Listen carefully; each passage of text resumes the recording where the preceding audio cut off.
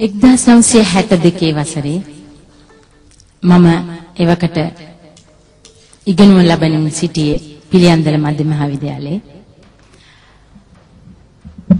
එදින එක්තරා දවසක ඒ වර්ෂයේ සාහිත්‍ය උත්සවයක් තිබුණා.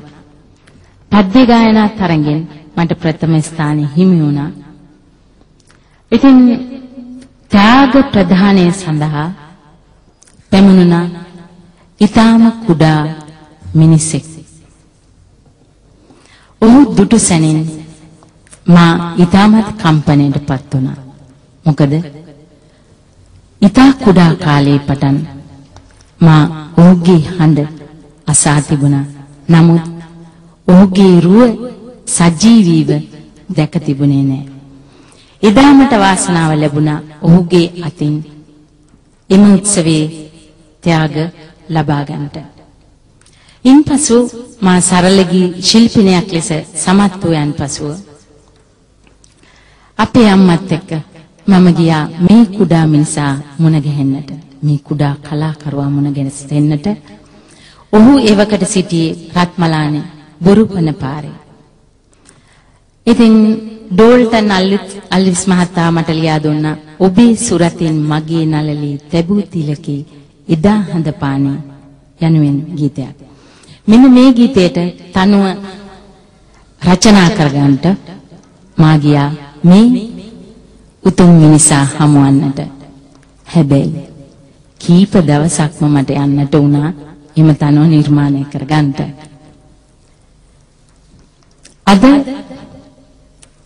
ලෝකේ පුරා ඊතා උසස් සම්මානෙන් පිදුම් ලද මැක්සයිසේ සහ පද්මශ්‍රී යන සම්මානයෙන් පිදුම් ලද ආචාර්ය පණ්ඩිත් අමරදේවයන් තමයි ඒ කුඩා මිනිසා. නමුත් එදා මට හමු නිහතමානී ඔහුමයි අදත් මා දකින්නේ. මගේ ගෞරවනීය ආරාධනය එතුමාටයි මා සමග යුග ගායනයට එකතු වන්නට.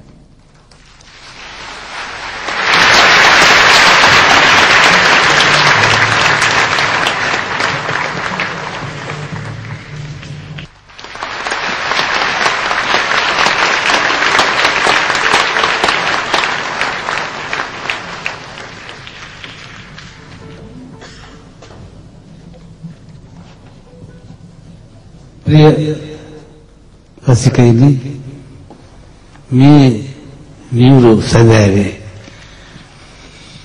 පද්මශ්‍රී සම්මානයෙන් පිදුම් ලබා මා ගායන ප්‍රථම ගායනයට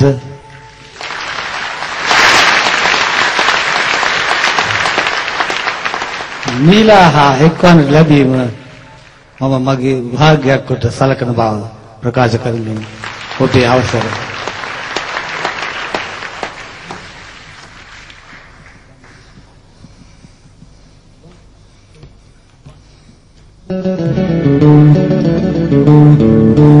ආලෝසක සඳ පායන වැන්නේ සොඳුරු කිඳුරු සුවතාල වඩන්නේ සිතුම් පැතුම් ඉටු වේවිද මන්දා කුරු කළ පින් අපට කොයින්දා කුරු කළ පින් අපට කොයින්දා.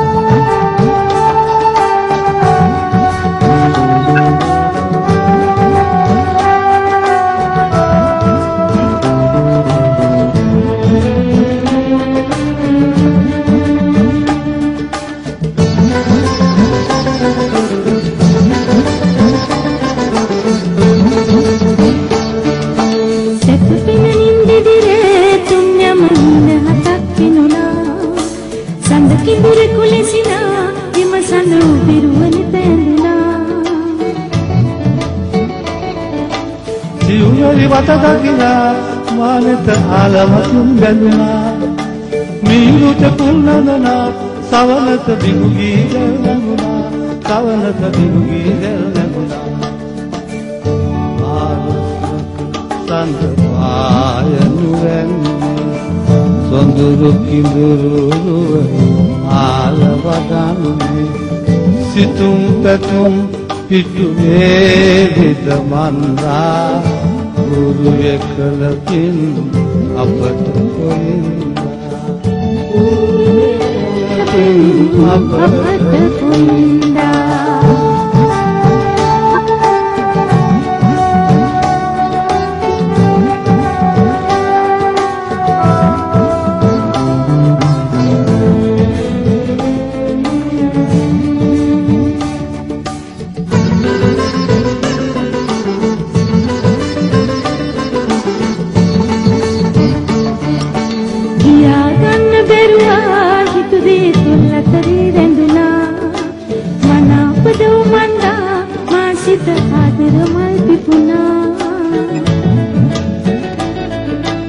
තුන්විරි ගැලතරනේ සිටියෙන් මාල පොටක් වෙන්නා පෙරබදු මල් මාසේ නැකතට කැඳාගෙන යනවා නැකතට කැඳාගෙන යනවා මාලොස්වක සංග ආයනු වැන්නේ සුඳුරු කිඳුරු ආලවදන්නේ සිතුම් පැතුම් පිටුවේ විද මන්දා එකලකින් අපට කොයින්දා එකලකින් අපට කොයින්දා